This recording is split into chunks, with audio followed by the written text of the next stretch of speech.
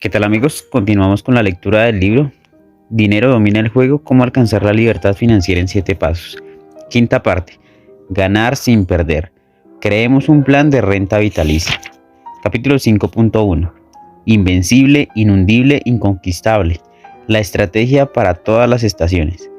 La invencibilidad resiste en la defensa. Sun Tzu, el arte de la guerra. Hay acontecimientos en nuestra vida que condicionan para siempre nuestra manera de ver el mundo. Son como hitos de nuestro viaje que, sepámoslo o no, no nos han dado los lentes a través de las cuales vemos el mundo. Y lo que permitamos que esos acontecimientos signifiquen para nosotros se reflejará en nuestra conducta y en las decisiones que tomemos el resto de nuestra vida. Si creemos en los fabulosos años 20, nuestra vida estuvo marcada por la prosperidad y el esplendor. Eran los días del Gran Gatsby. Pero si nos criamos durante la Gran Depresión, nuestra vida estuvo marcada por la penuria y la angustia. Crecer en un riguroso invierno económico nos obligaba a convertirnos en sobrevivientes. Las generaciones de hoy día tienen una experiencia del mundo completamente diferente. Han crecido en medio de una gran prosperidad.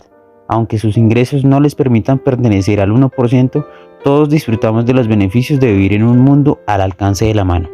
Nos traen las compras a la casa, ingresamos cheques desde la comunidad de nuestras pijamas y vemos miles de canales de televisión cuando y donde queremos. Mi nieta no sabe atarse los zapatos, pero con 4 años maneja un iPod tan bien como yo y ya sabe que Google puede responder a cualquier pregunta que se le ocurra.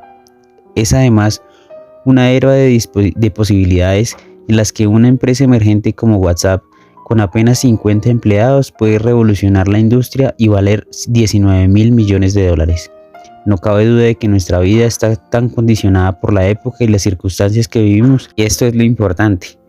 Es el significado que damos a estas circunstancias lo que determinará nuestra trayectoria última. Los años 70.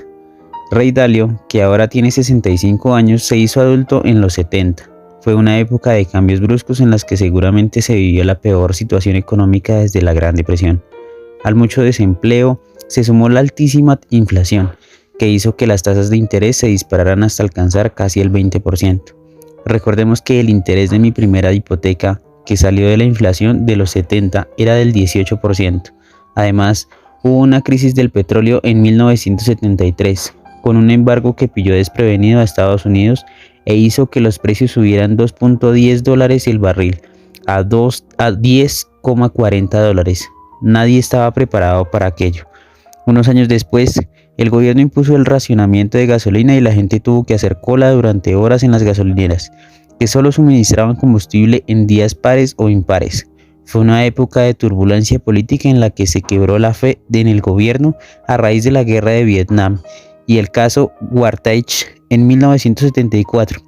El presidente Nixon tuvo que dimitir y fue luego absuelto de todos los cargos por su sucesor, el ex vicepresidente Gerald Ford. En 1971, Ray Dalio acababa de terminar la carrera y trabajaba de empleado en la bolsa de Nueva York. Veía cómo el mercado subía y bajaba bruscamente, con una enorme volatilidad en varias categorías de activos. Las tendencias cambiaban rápida e inesperadamente. Ray veía que había grandes oportunidades, pero al mismo tiempo enormes riesgos. Quiso pues entender la relación que había entre todos aquellos fenómenos. Si entendía cómo funcionaba la gran máquina económica, sabría cómo evitar aquellas pérdidas tremendas que condenaban a tantos inversores. Todas aquellas circunstancias marcaron al joven Ray Dalio, que se convirtió en el gestor de mayor fondo de inversión de alto riesgo del mundo. Pero el acontecimiento decisivo que determinó sus ideas sobre inversión se produjo una calurosa noche de agosto de 1971, cuando el presidente Nixon anunció por sorpresa una decisión que había cambiado la faz del mundo financiero. La noche de Nixon. Las 3 grandes cadenas de televisión irrumpieron de repente la emisión y el presidente de Estados Unidos apareció en el salón de todos los hogares del país. Con aire grave y nervioso dijo: "Le he pedido a mi secretario John Connelly que suspendiera temporalmente la convertibilidad del dólar en oro". Con una frase breve en unas cuantas palabras, el presidente Nixon le dijo al mundo que el dólar, tal y como lo conocíamos, no volvería a ser el mismo nunca más. El valor del dólar dejaba de estar vinculado directamente al oro. Recordamos Fort Knox. Antes el gobierno tenía en oro a buen recaudo el valor equivalente de cada billete de dólar, pero con la declaración de Nixon el dólar pasaba a ser simple papel. Es como si tuviéramos un cofre lleno de oro y un buen día, al abrirlo, nos encontramos una nota que dice, pagaré. Lo que estaba diciendo Nixon es que el valor del dólar lo determinaríamos en adelante nosotros, es decir, el mercado. La noticia conmocionó también a los gobiernos extranjeros que tenían enormes cantidades de dólares, creyendo que podían convertirlos en oro cuando quisieran. De la noche a la mañana Nixon acababa con esa posibilidad, haciendo una vez más honor a su monte, Tricky Dick, algo así como Ricardito el Tramposo. Y también decretó un recargo de 10% sobre todas las importaciones para proteger la competitividad del país. Como una ventisca de finales de octubre, la alocución de Nixon supuso un cambio estacional de proporciones épicas. Rey estaba en su apartamento y no daba crédito a lo que oía. ¿Cuáles eran las implicaciones de la decisión de Nixon de suprimir el patrón oro en Estados Unidos? ¿Qué significaba para los mercados? ¿Qué implicaba para el dólar estadounidense y su posición en el mundo? Una cosa pensó Rey, sin duda, la definición de dinero había cambiado. Creí que habría una crisis. Estaba seguro de que cuando llegara a la bolsa el día siguiente vería cómo el mercado se hundía. Se equivocó. Para su gran sorpresa, el Dow Jones subió casi un 4% al día siguiente y las acciones se dispararon. Alcanzaron la mayor cotización de la historia en un día. Y el oro también subió muchísimo. Era exactamente lo contrario de lo que, en buena lógica, la mayoría de los expertos esperaban. Después de todo, habíamos roto la sagrada promesa de que le habíamos hecho al mundo, de que esos papelitos en los que se veía la cara de presidentes muertos valían realmente algo. Seguramente aquel cambio no inspiraría confianza en la economía ni en el gobierno de Estados Unidos. Era un misterio. Aquella alza del mercado llegó a conocer como el repunte Nixon, pero no todo fueron buenas noticias. Al permitir que el valor del dólar fuera el que todos acordemos que sea, una tormenta inflacionaria empezó a incubarse en el horizonte. Rey explica, fue el caldo de cultivo de la primera crisis del petróleo, en 1973. Nunca habíamos experimentado una, nunca habíamos tenido inflación. Todo aquello fue una sorpresa. Yo desarrollé un modus operandi para esperar sorpresas. No podemos permitirnos ni tolerar sorpresas. No podemos permitirnos un nuevo 2008. No podemos permitirnos un nuevo terremoto que sacuda nuestros mercados. El repunte Nixon fue un punto de inflexión para Rey. A partir de ese conocimiento se obsesionó por comprender, prepararse para todo lo desconocido que nos espera a la vuelta de la esquina. Se dedicó a estudiar todas las posibles situaciones del mercado y lo que suponían para determinadas inversiones. Es el principio fundamental que le permite gestionar el mayor fondo de inversión de alto riesgo del mundo. No por eso cree que lo sabe todo, al contrario, está ávido de descubrir lo que no sabe, porque lo obvio está obviamente equivocado. El pensamiento dominante suele ser erróneo, y como el mundo no para de cambiar y evolucionar, el propósito de Rey de conocer lo desconocido es una empresa interminable. El mejor nirvana del inversionista. Lo que el lector va a leer ahora podría ser bien el capítulo más importante de este libro. Sí, ya sé que he dicho lo mismo antes. Es verdad que si no conocemos las reglas del juego nos aplastan y que si no pensamos como iniciados, el saber convencional nos hará aceptar el destino del rebaño. Y que si no determinamos un porcentaje y automatizamos nuestros ahorros, nunca despegaremos del suelo. Pero creo sinceramente que nada hay en este libro que supere la estrategia usada por Rey para obtener el mayor rendimiento posible con el menor riesgo. Es la especialidad de Rey. Es aquello por lo que se le conoce en todo el mundo. La cartera de inversiones que veremos en las próximas páginas nos habrá dado 1.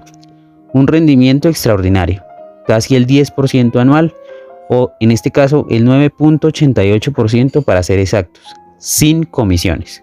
En los últimos 40 años, de 1974 a 2013.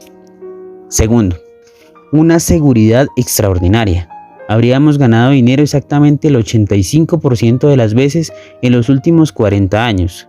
Solo habríamos perdido en 6 ocasiones en estos 40 años. Y las pérdidas medias solo fueron del 1.47%. Dos de esas pérdidas quedaron en tablas en todos los sentidos, pues solo fueron del 0,03% o menos, con lo que desde un punto de vista práctico habríamos perdido dinero 4 veces en 40 años. Tercero, muy poca volatilidad. La peor pérdida que habríamos sufrido en esos 40 años habría sido solo del 3,93%. Recordemos las grandes reglas de la inversión de Warren Buffett. Regla 1. No perdamos dinero. Regla 2. Véase la regla número 1. El genio Rey consiste en saber aplicar esta regla. Por eso es el Leonardo da Vinci de la inversión. Cualquiera puede mostrarnos a posteriori una cartera con la que podríamos haber asumido enormes riesgos y obteniendo grandes ganancias. Y si no nos hubiéramos arrugado como bolsas de papel cuando la cartera caía un 50 o un 60%, habríamos acabado obteniendo grandes ganancias. Este consejo es muy comercial, pero no responde a la realidad para la mayoría de la gente. No me imaginaba que hubiera una manera de que los inversores particulares, como el lector y como yo, obtuviéramos ganancias dignas de grandes inversionistas con una estrategia que, al mismo tiempo, redujera mucho tanto la frecuencia como la magnitud de las pérdidas prácticamente en cualquier entorno económico imaginable. Se nos ocurre un modelo de cartera que solo perdió un 3,93% en 2008, cuando el mundo se desplomaba y el mercado caía un 50%. Una cartera que nos garantice una seguridad casi total cuando la próxima crisis se lleve por delante billones de dólares de los planes 401k. Este es el regalo que nos hacen las páginas que siguen. Tengamos en cuenta que los rendimientos pasados no garantizan resultados futuros. Solo estoy facilitando información histórica para ilustrar los principios en los que se basa esta estrategia. Pero antes de entrar en materia y de que podamos valorar la belleza y la bondad de los consejos de Rey, conozcamos la historia de uno de los inversores más increíbles que existen en la faz de la Tierra. Sepamos por qué gobiernos y grandes empresas de todo el mundo están en comunicación directa con Rey cuando quieren maximizar sus ganancias y reducir sus pérdidas. El año 1983 fue un mal año para los pollos. Fue el año en el que McDonald's decidió lanzar el popularísimo Chicken McNugget, que tuvo tanto éxito que durante años hubo problemas de suministro porque no encontraban suficientes aves. Pero de no haber sido por el gran genio de Ray Dalio, el Chicken McNugget no existiría. ¿Qué tiene que ver el mundo de las altas finanzas con el payaso que vende comida rápida? Cuando McDonald's quiso lanzar el nuevo producto, el precio del pollo estaba en alza y les preocupaba tener que subir los precios, lo que no podían permitirse porque su clientela miraba mucho el dinero. Los proveedores no estaban dispuestos a poner un precio fijo a sus pollos porque sabían que lo caro no eran los pollos mismos, lo costoso era alimentarlos con maíz y soya. Y si el precio de alimentos subía, los proveedores tenían que cargar con tales pérdidas. McDonald's llamó a Rey sabiendo que es una de las mentes más dotadas del mundo cuando se trata de eliminar o minimizar riesgos y maximizar beneficios. Y Rey encontró una solución. Concibió un contrato de futuros. Traducción: una garantía contra futuras subidas del precio del maíz y la soya, que permitió a los proveedores vender sin problema sus pollos a un precio fijo. Que les aproveche. La pericia de Rey va más allá de las salas de juntas de las grandes empresas. ¿Hasta qué punto influye su conocimiento en el mundo? En 1997, cuando el Tesoro de Estados Unidos decidió emitir bonos protegidos contra la inflación, o TIPS por sus siglas en inglés, los funcionarios acudieron a la empresa de Ray Dalio, Brightwater, para asesorarse. Las recomendaciones de Brightwater determinaron el diseño actual de los TIPS. Ray es una de las más simples personas y el más grande gestor de dinero en un experto de mercados y en riesgos. Sabe cómo unir las piezas para inclinar claramente las probabilidades de ganar, a favor suyo y la de sus clientes. ¿Cómo lo hace Ray Dalio? ¿Cuál es su secreto? Sentémonos a los pies de este maestro de economía y dejemos que nos guíe. Un comando intelectual. ¿Recordamos la metáfora de la jungla que nos expuso Ray en el capítulo 1? Según él, para conseguir lo que queremos en la vida, tenemos que atravesar una jungla que está llena de peligros desconocidos. Los desafíos acechan en la siguiente curva del camino y pueden salirnos al paso. Por eso, y para llegar a donde queremos llegar, tenemos que rodearnos de las mentes más lúcidas y respetadas. La empresa de Ray Brightwater, en su equipo personal de expertos en junglas, tiene más de 1.500 empleados que están casi tan empeñados como él en maximizar el rendimiento y minimizar el riesgo. Como dije antes, Brightwater, el fondo de alto riesgo más grande del mundo, que gestiona 160.000 millones de dólares, está en cantidad asombrosa, y sin considerarnos que la mayoría de los grandes fondos del mismo tipo gestionan unos 15.000 millones, aunque el inversor medio haya oído hablar de Ray, su nombre resuena en las más altas esferas.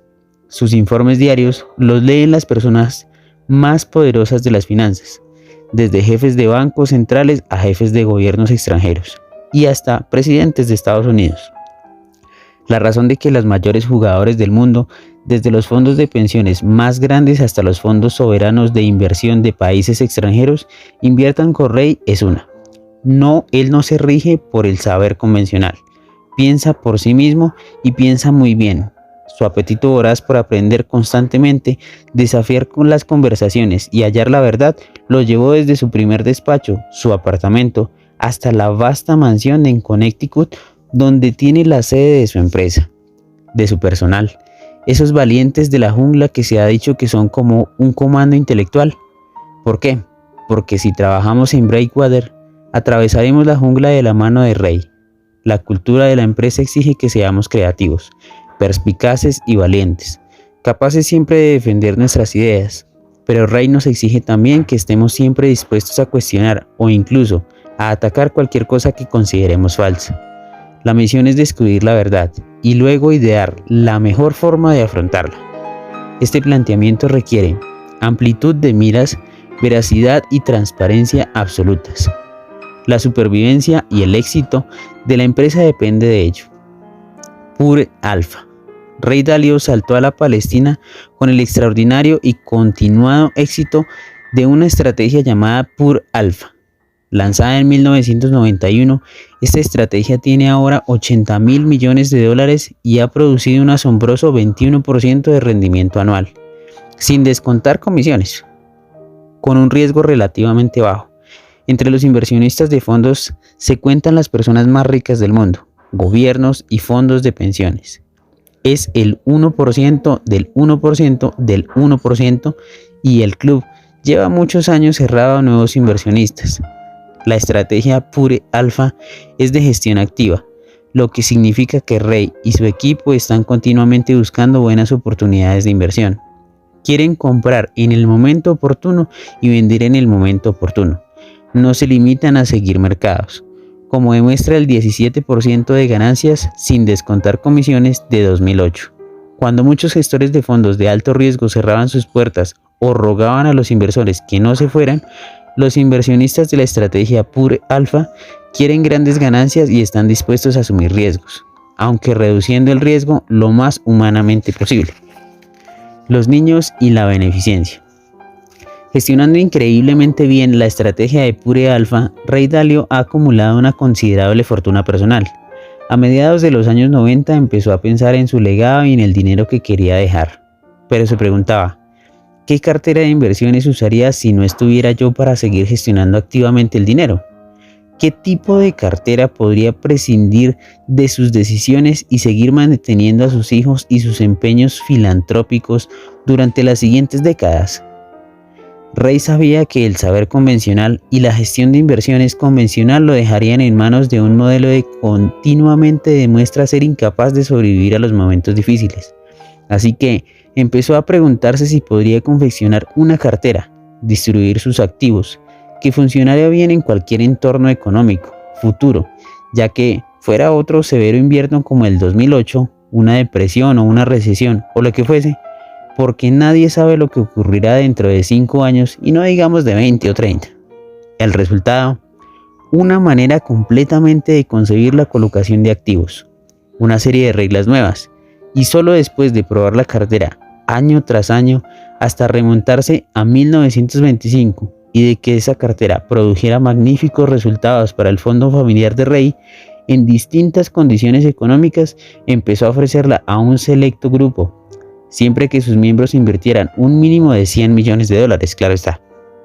La nueva estrategia, llamada All Wealth para todas las estaciones, salió a bolsa en el 96, 4 años antes de que una severa corrección del mercado la sometiera a prueba, y pasó esta prueba con una nota sobresaliente.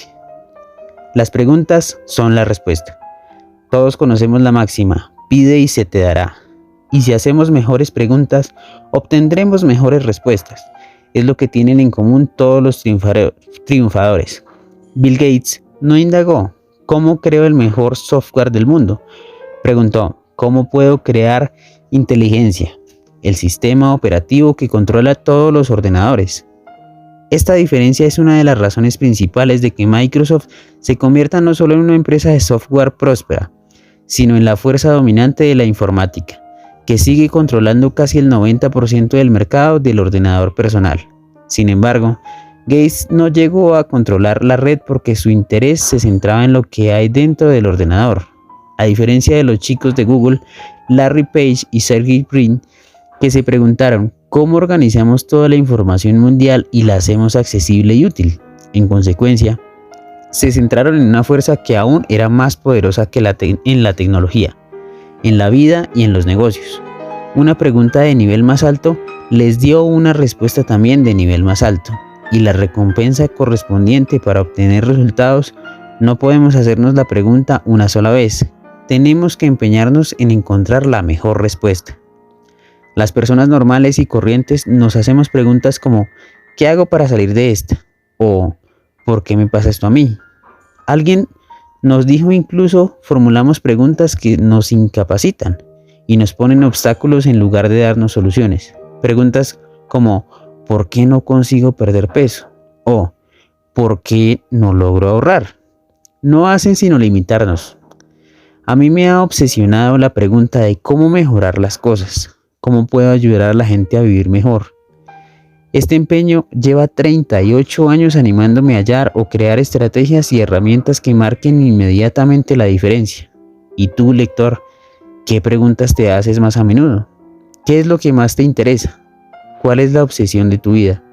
¿Encontrar amor? ¿Destacar entre todos?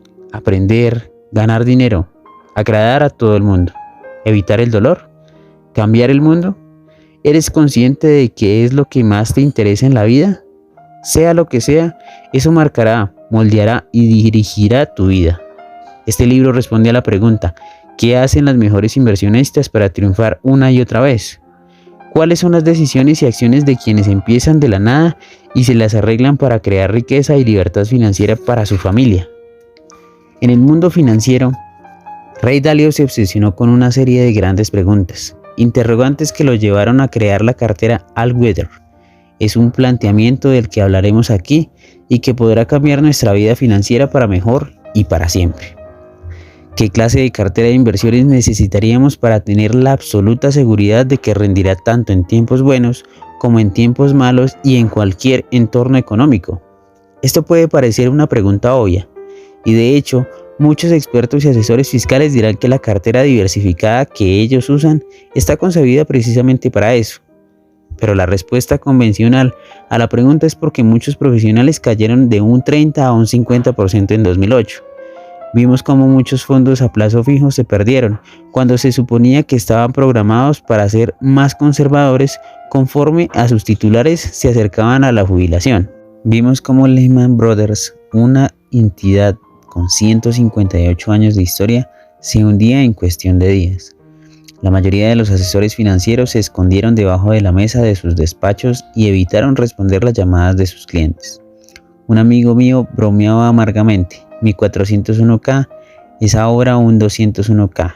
Ninguno de los maravillosos programas informáticos que el sector usa, la simulación Monte Carlo, que calcula todos los posibles escenarios futuros, predijo la crisis en 1987, 2000 y 2008, ni protegió a ellas de los inversores. Si la recordamos la crisis del 2008, las respuestas que daban eran, es que nunca había ocurrido, nos ha encontrado desprevenidos, esta vez es diferente. Ray no creía en estas respuestas y por eso predijo la crisis financiera global y ganó dinero en 2008. No nos equivoquemos, lo que Rey llama sorpresas parecerá siempre algo nuevo respecto a lo anterior.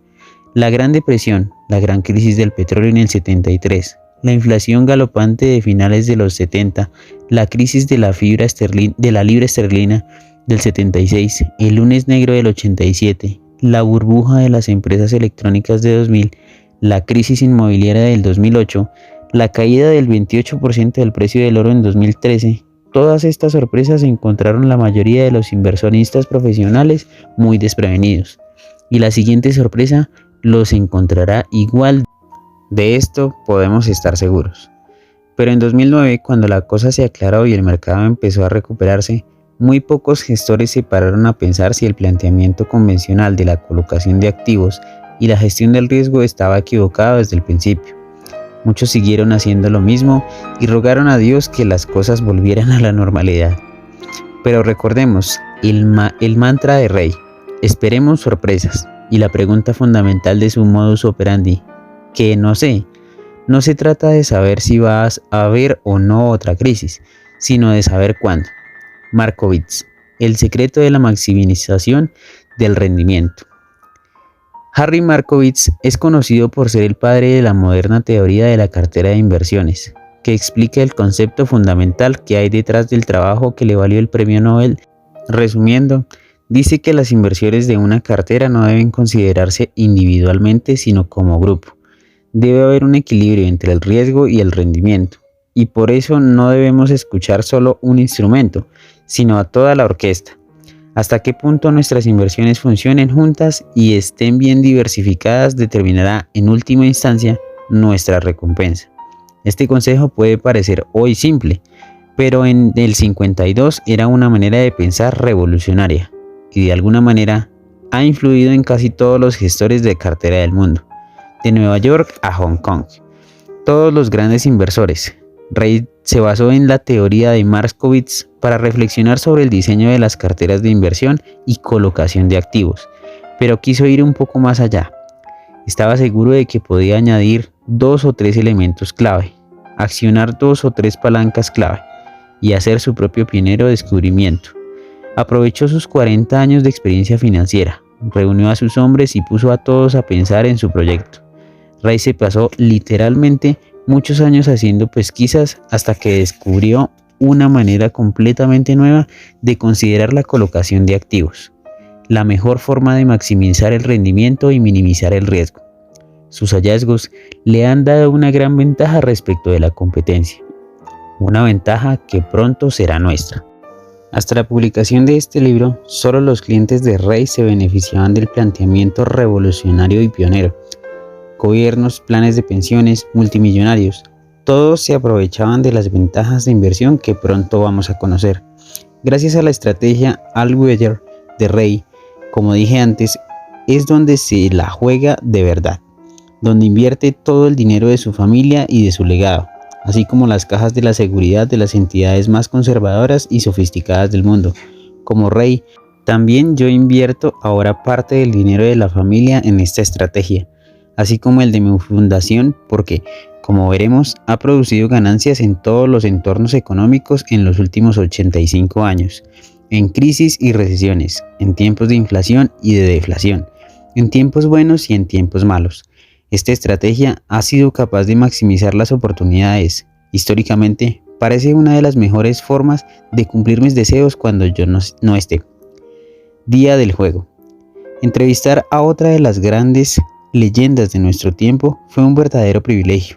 Empleé casi 15 horas en estudiar y prepararme para la ocasión, y eché mano de todas las fuentes de información que pude, lo que no fue fácil, porque suele evitar los medios de comunicación y la publicidad.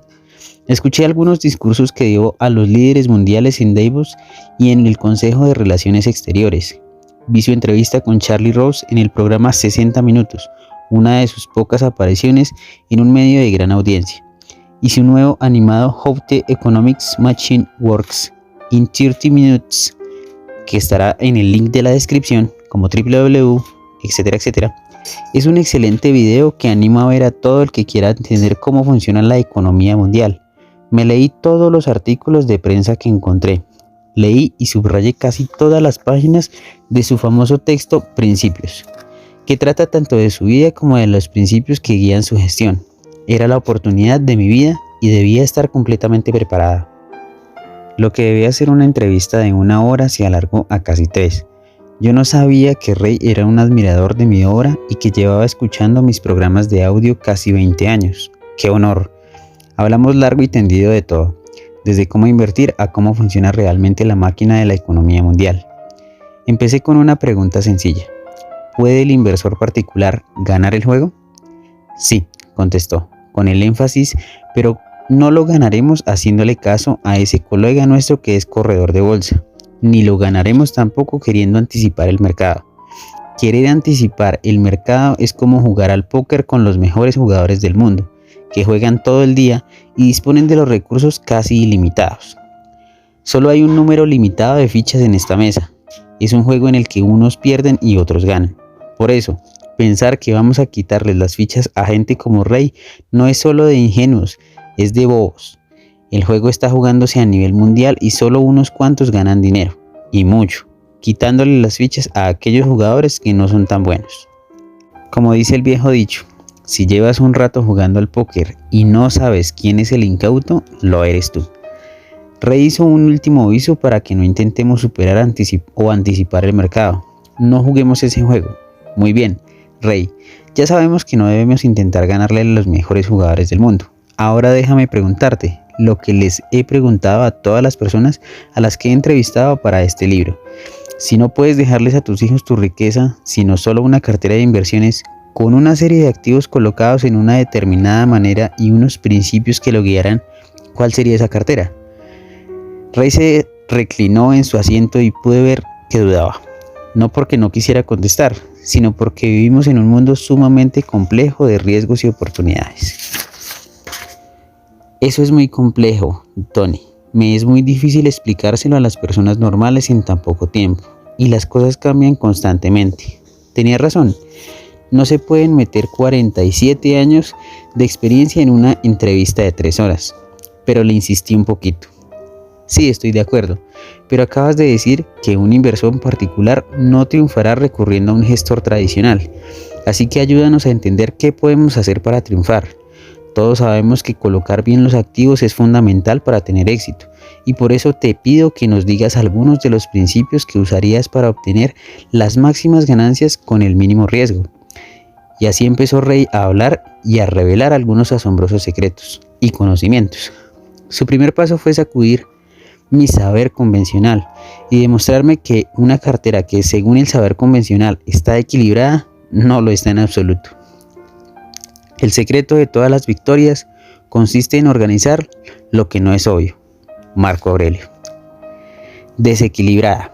La mayoría de los asesores y de los anuncios nos aconsejan tener una cartera equilibrada. Esto parece una buena cosa, ¿verdad? Una cartera equilibrada nos garantiza que no estamos corriendo demasiados riesgos y que las inversiones más arriesgadas las compensan otras más conservadoras. Pero la cuestión es, ¿por qué la mayoría de las carteras equilibradas convencionales cayeron del 25 al 40% cuando el mercado se hundió? Una cartera equilibrada convencional se divide entre un 50% de acciones y un 50% de bonos, o un 60-40. Si somos algo más agresivos, un 70-30%, si lo somos aún más. Pero quedémonos con el ejemplo 50-50. Alguien nos tuviera $10,000 e invertiría 5,000 en acciones y 5,000 en bonos. O si tuviera 100,000, 50,000 en bonos y 50,000 en acciones. Ya se te entiende. Con esta proporción convencional esperamos 3 cosas. Primero, esperamos que las acciones se comporten bien. Segundo, esperamos que los bonos se comporten bien. Tercero, esperamos que ni acciones ni bonos caigan al mismo tiempo, cuando sobrevenga otra crisis. Es difícil advertir que la esperanza es la base de este planteamiento, pero iniciados como Rey Dalio nos confía en la esperanza no es una estrategia cuando nos jugamos el bienestar de nuestra familia. Como dividen su dinero entre 50 y 50, los bonos o alguna variable percibida, muchos piensan que está casi toda diversificada y reparten el riesgo, pero en realidad corremos mucho más riesgo del que creemos. ¿Por qué? Porque como Rey señaló muchas veces en nuestras conversaciones, las acciones son 3 veces más arriesgadas, es decir, volátiles, que los bonos. Tony, una cartera dividida al 40% tiene en realidad el 95% del riesgo en acciones. El gráfico de abajo muestra una cartera de 50%. El círculo de la izquierda representa el porcentaje de dinero repartido entre acciones y bonos. El de la derecha, el porcentaje de riesgo de la misma cartera.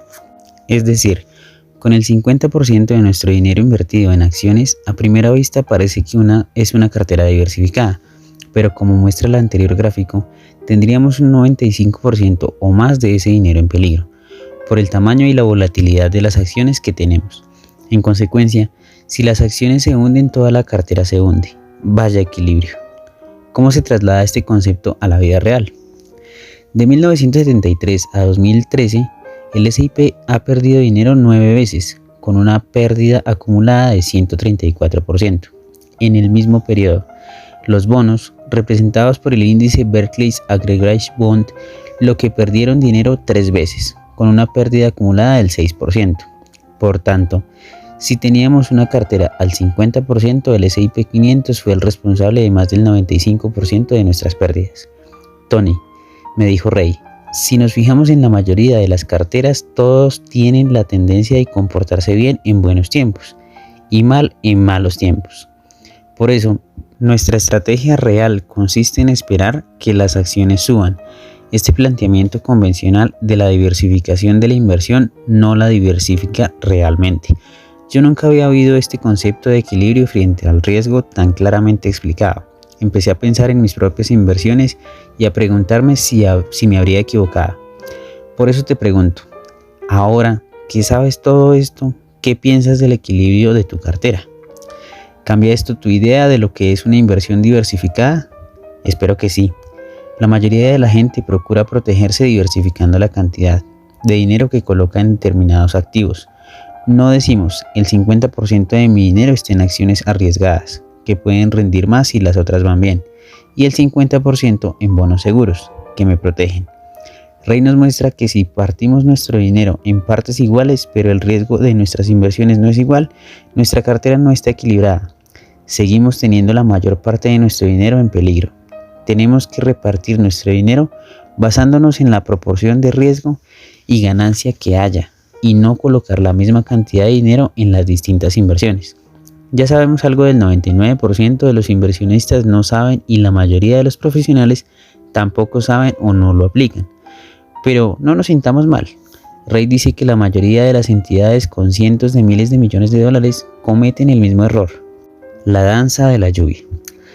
Rey estaba lanzando y sistemáticamente echaba por tierra todo lo que me habían enseñado o vendido durante años. Tony, la teoría de la cartera equilibrada tiene otro gran problema, y es que se basa en un enorme pero inexacto supuesto: la diferencia entre correlación y causalidad. Correlación es una curiosa palabra que usa en el ámbito de la inversión para decir que las cosas van juntas. En las culturas primitivas bailaban para hacer que lloviera, y a veces lo conseguían, o eso creían ellos. Confundían la causalidad con la correlación. En otras palabras, pensaban que el hecho de dar brincos causaba la lluvia, pero no era sino una coincidencia. Como ocurría cada vez más, empezaron a concebir una falsa confianza en su capacidad de predecir la correlación entre la danza y la lluvia. Los profesionales de la inversión caen a veces en la misma mitología. Dicen que hay ciertas inversiones que están correlacionadas, se mueven juntas, o no correlacionadas, no tienen una relación predecible. Y sí, a veces pueden estar correlacionadas, pero como es el caso de la danza de la lluvia, casi siempre son pura casualidad.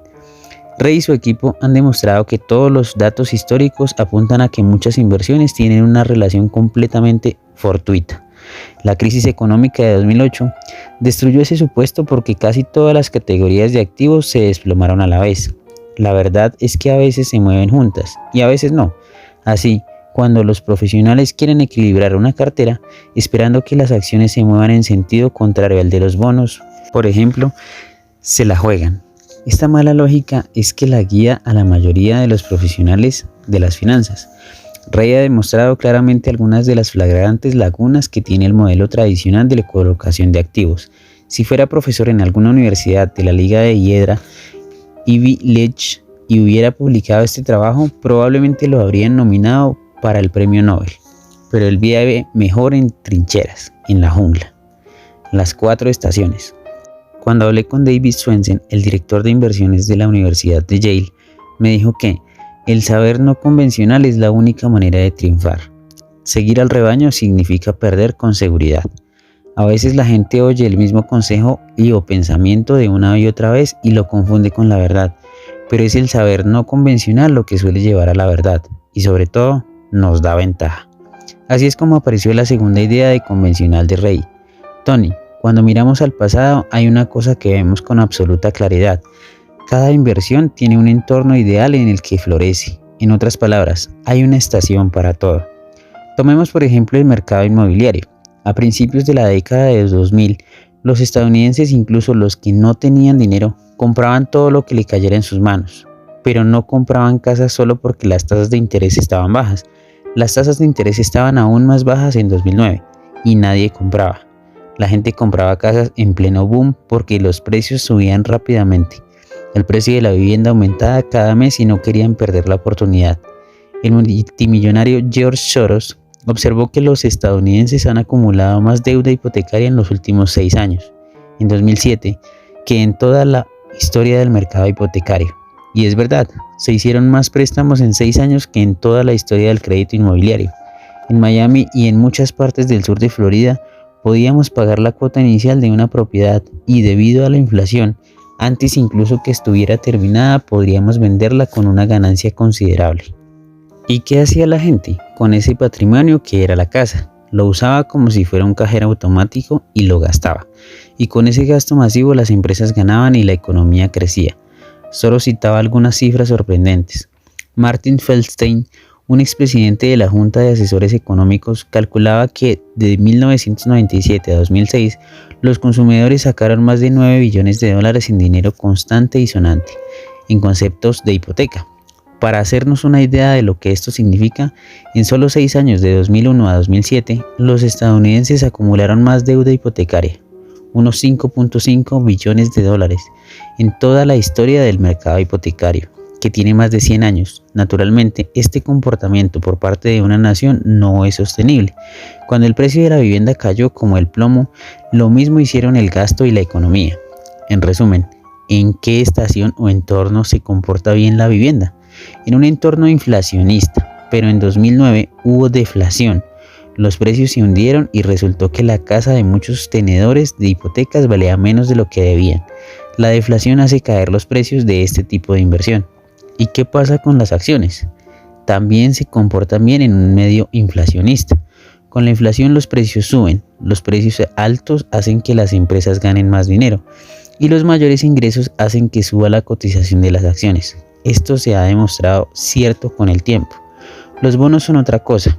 Tomemos por ejemplo los bonos del Tesoro de Estados Unidos. Si tenemos una estación deflacionista que va acompañada de una caída de las tasas de interés, el precio de los bonos subirá. Rey hizo entonces la distinción más sencilla e importante de todas. Solo hay 4 cosas que se mueven el precio de los activos. Primero, la inflación. Segundo, la deflación. Tercero, crecimiento económico. Y cuarto, decrecimiento económico. Rey reduce todo a 4 posibles entornos diferentes o estaciones económicas, que son las que en definitiva determinan si la inversión, el precio de los activos suben o bajan, salvo que, a diferencia de lo que ocurre en la naturaleza, no hay un orden predeterminado en el que esas estaciones se suceden. Estos entornos son inflación, mayor de lo que esperado, precios en alza, inflación menos de lo esperado o deflación. Tercero, crecimiento económico mayor de lo esperado. Y cuarto, crecimiento económico menor de lo esperado. Hoy día, el precio de una acción y de un bono incluye lo que nosotros, el mercado, espera. Rey me dijo, los precios que vemos hoy en día reflejan literalmente el futuro. En otras palabras, el precio de las acciones de Apple incluyen las expectativas de los inversionistas, quienes creen que la empresa seguirá creciendo a cierto ritmo, Por eso una acción cae cuando una empresa dice que su crecimiento futuro, o sea sus ganancias, será menor del que se esperaba. Son las sorpresas las que al final determinan qué tipo de activo se comportará bien. Si la sorpresa es que hay un gran crecimiento, será muy bueno para las acciones y no tan bueno para los bonos. Si la sorpresa es que la inflación se reduce, será bueno para los bonos.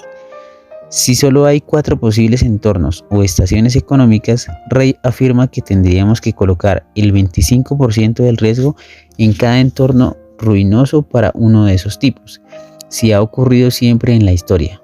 Por eso llama a esta estrategia all-weather, porque hay 4 posibles estaciones en el mundo financiero y nadie sabe realmente qué estación vendrá después. Con esta técnica, todas las estaciones, todos los cuadrantes, están cubiertos todo el tiempo y por tanto estamos siempre protegidos. Rey explica: yo me imagino 4 carteras, cada una con la misma cantidad de riesgo. Eso significa que no estaremos particularmente expuestos a ningún entorno. ¿Qué nos parece? No estamos tratando de predecir el futuro porque nadie sabe lo que este nos depara. Lo que sí sabemos es que solo nos enfrentaremos a 4 posibles estaciones. Si usamos esta estrategia de inversión, sabemos que estamos protegidos. No solo esperamos estarlo, y que nuestras inversiones están a salvo y se comportarán bien, sea cual sea la estación que venga. Bob Prince, el codirector de inversiones de Brightwater, destaca que el carácter único del planteamiento de all-weather. Hoy podemos confeccionar una carta que funcionará bien en 2022, aunque no podamos saber cómo será el mundo de ese año. La verdad es que yo estaba boquiabierto porque nadie me había expuesto nunca una solución tan simple y a la vez tan elegante. Es perfectamente lógico tener inversiones repartidas según el mismo riesgo y que todas funcionen en todas las estaciones. Pero la cuestión es cómo conseguirlo. Conocemos pues las 4 posibles estaciones. ¿Qué tipo de inversión funcionará bien en cada uno de estos entornos? Rey contestó clasificándolas por estaciones, como muestra el gráfico siguiente. Van 2, falta 1. A primera vista la colocación de activos puede parecer compleja, aunque entendemos los principios de Rey que ha explicado, pero una cosa sé, la complejidad es enemiga de la acción. Si de verdad quería pasar por todo el proceso y obtener la recompensa, tenía que hallar la manera de simplificar esta estrategia. Así que le dije a Rey: lo que has compartido con nosotros no tiene precio. Es una manera completamente nueva de considerar la colocación de activos. A estas alturas, hemos aprendido que saber colocar nuestro activo es fundamental para invertir con éxito. Pero el problema para el inversionista promedio, e incluso para los más expertos, es cómo aplicar estos principios y crear una cartera con los porcentajes más efectivos de cada tipo de inversión. Será muy difícil para el 99% de la gente. Nos harías pues un gran regalo si pudieras decirnos qué porcentajes concretos deberíamos invertir en cada tipo de activo para que el riesgo se repartiera en partes iguales entre las estaciones. Rey se quedó mirándome y pude ver cómo daba vueltas a la cuestión. Tony, no es tan simple.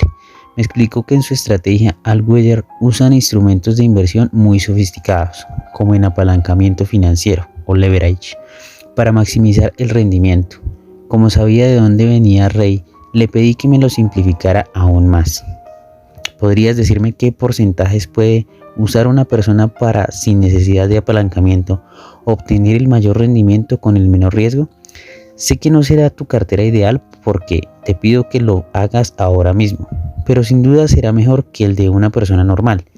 ¿Podrías darnos una versión de la cartera all-weather que los lectores puedan aplicar por sí mismos o con ayuda de un asesor fiduciario? Rey ha aceptado muy pocos inversores en los últimos 10 años. La última vez que lo hizo debía ser un inversor institucional con 5.000 millones de activos susceptibles de inversión e invertir inicialmente al menos unos 100 millones de dólares, solo por recibir su consejo. Esto nos da una idea de lo que yo le pedía, pero sé lo mucho que se preocupa por la gente común y corriente. No ha olvidado sin duda sus raíces de hombre que se hizo a sí mismo desde sus inicios humildes en Queens, Nueva York. Rey, sé que tienes un gran corazón, así que dale a la gente una receta para que triunfe. Ya no aceptas el dinero de nadie, ni aunque te ofrezcan 5.000 millones. Ayuda a tus hermanos, dije con una gran sonrisa. Y entonces ocurrió algo mágico. Miré a Rey a los ojos y vi que sonreía. Muy bien, Tony. No será exacto ni perfecto, pero te pondré un ejemplo de cartera que cualquier persona podría usar. Entonces lentamente empezó a explicar lo que sé. Según su experiencia, Nos dará una mayor probabilidad de obtener el máximo rendimiento con el mínimo riesgo y en cualquier mercado y mientras vivamos. Redoble de tambores, por favor. Vamos a ver cómo dispone exactamente los activos un hombre a quien muchos consideran el mejor del mundo en eso, en colocar activos. Un hombre que, de la nada, levantó un patrimonio de más de 14.000 millones de dólares, gestiona 160.000 millones al año y le produce a sus inversionistas rendimientos anuales de más del 21%, sin descontar comisiones. Aquí nos dicen no solo cómo este tipo de inversión, sino también qué porcentaje de cada tipo de activo necesitamos para ganar.